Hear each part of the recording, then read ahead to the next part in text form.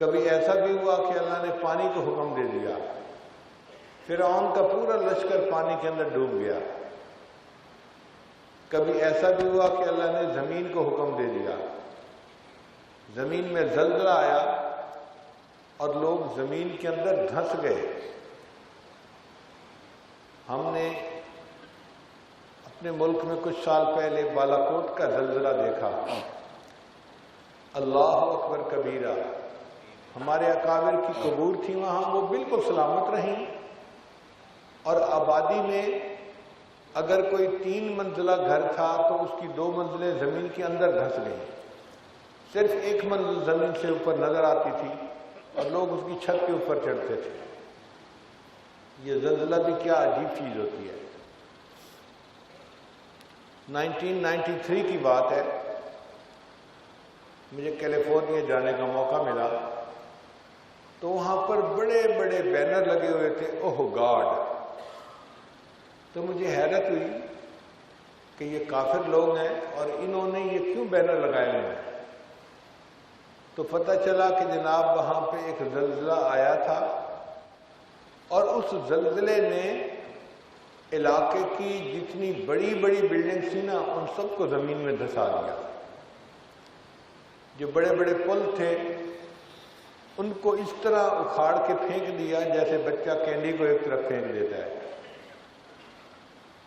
لوگوں کے گھروں کا نقصان زیادہ نہیں ہوا، پولیس کے اسٹیشن، ہاسپٹل، وہ بلڈنگ جن کو حکومت اس طرح سے بنواتی ہے کہ وہ خراب ہی نہ ہو، ان بلڈنگز کا نقصان سب سے زیادہ ہوا۔ ایک ہندو تھا جس کے بینک اکاؤنٹ میں $60 ملین تھے، $60 ملین یعنی $600 لاکھ۔ اب آپ سوچئے کہ $600 لاکھ جس کے پاس ہوں وہ کتنا امیر آدمی ہوگا۔ اس کی ایک بلڈنگ تھی جس میں 300 گھر تھے، زلزلہ آیا اور یہ بلڈنگ زمین کے اوپر گر گئی، کئی 100 بندے بھی مر گئے۔ تو لوگوں نے اس کے اوپر مقدمہ کر دیا جس نے بلڈنگ اچھی نہیں بنائی۔ عدالت میں مقدمہ گیا تو عدالت نے فیصلہ دیا کہ اس کے بینک میں جتنے پیسے ہیں وہ سب مرنے والوں میں تقسیم کر دیے جائیں۔ اگلے دن وہ بندہ اپنی بلڈنگ کے سامنے کپڑا بچھا کر مانگنے کے لیے بیٹھا ہوا تھا کہ جی میرے پاس تو ناشتے کے پیسے نہیں، میں اور میرے بیوی بچے بھوکے ہیں۔ ایک دن پہلے جس کے اکاؤنٹ میں $60 ملین ہے، اتنا امیر آدمی، اس کو یہ اندازہ نہیں تھا یہ سب کچھ ایک جھٹکے کا محتاج ہے۔ ایک جھٹکا لگا اور اب وہ سڑک کے کنارے بیٹھے اللہ کے نام پہ مانگ رہا ہے۔ تو وہاں بہت نقصان ہوا۔